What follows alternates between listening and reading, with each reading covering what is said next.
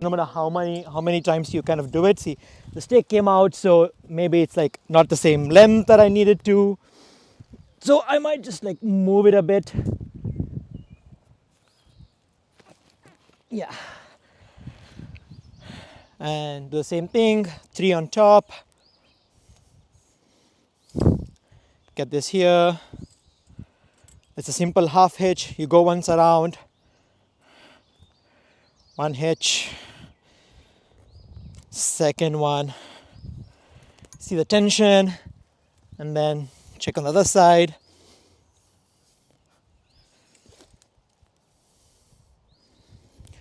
We don't want them to be so tight that we stretch the nets too much, but also it has to be not slacky. So check the tension up, do that. We get our stick, check whether the pole is straight.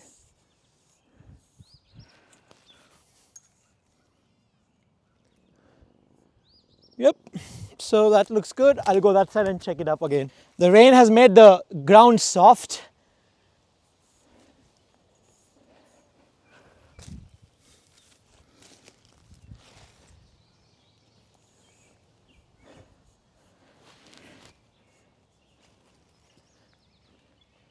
Yep, so that's how you set it up. So this is called a mist net, and this is how we are able to catch birds, kind of as they're in their natural habitat and going about their day.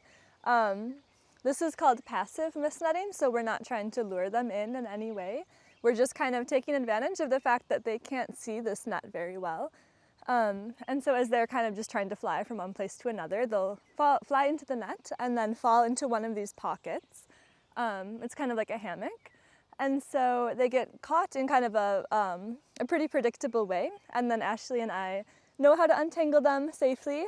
So we'll get them out of the net, put them in one of these cloth bags that's kind of calming. It's dark for them once they're inside. And we'll take them back to our station to process. So once we have a net like this open, for the safety of the birds, we're checking today probably about every 10 minutes.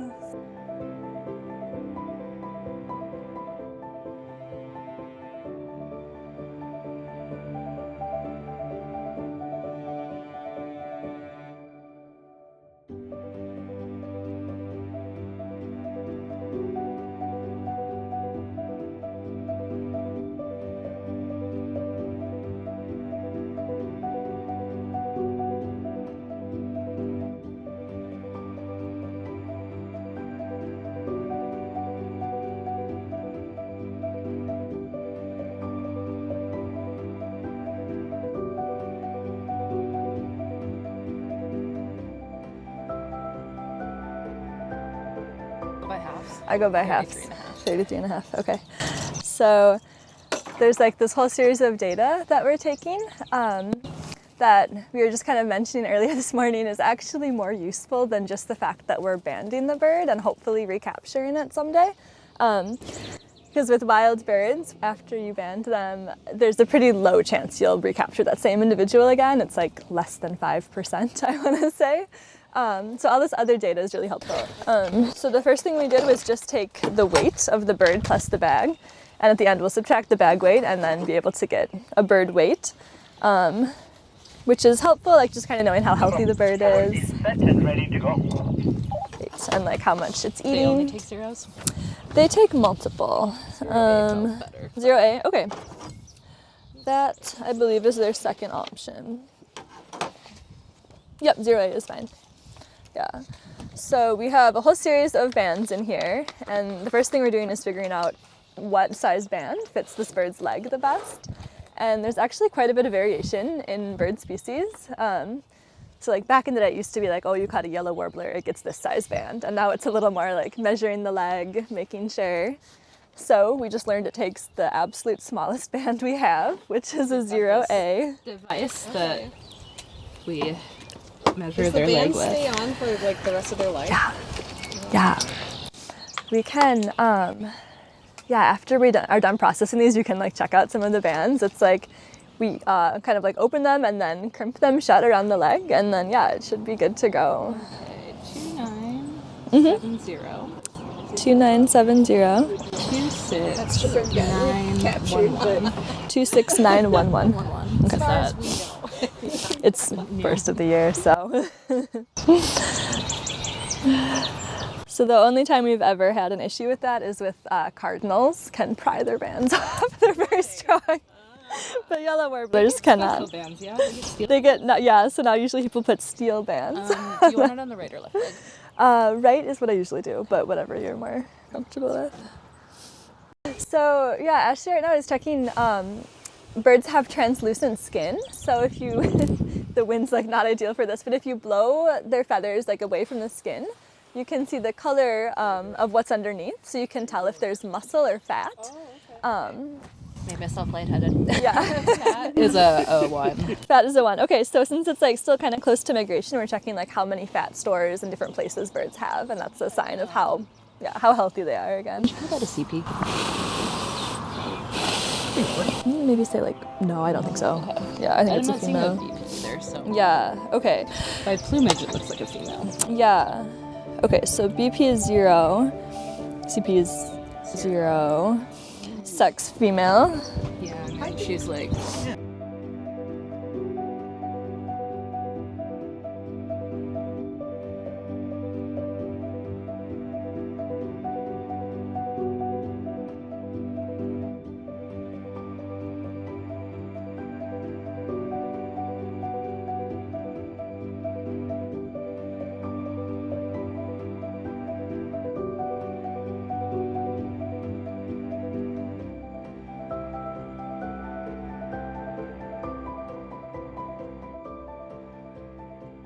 So the last thing we were doing just now is trying to figure out how old the bird was, and that's really helpful for figuring out a population age structure. And so with birds, we can kind of tell if a bird is a hatch year, which it's too early this year for it to be. So we know it's an adult, but with passerines you can, just looking at like different feather characteristics, tell if they're in their second year or older than their second year, which is as close as we can get it. Because after that, the feather molts look the same year after year. So we know this one is at least 3. Or it's a full adult, so it's in its 3rd year right now. But it could be 3rd year, or it could be, you know, like 5th year. 5th year. We really don't know. Yeah. Like this, just a few years. Right, and that is actually something that is great with banding and putting a band on a bird, is you can figure out, that's pretty much how we know like the longest birds can live is through these recapture records. So that part is really helpful. Okay. So yeah, so this bird is processed, we got all the data we need. She's really mad. And yeah, we're gonna let her go since we caught her and a male yellow warbler. So just in case they have a nest and we just caught both of them, we don't want them to be away for too long. But So they nest here. yes, and so they're one of the first warblers to migrate back, so there's a chance that they already have a nest.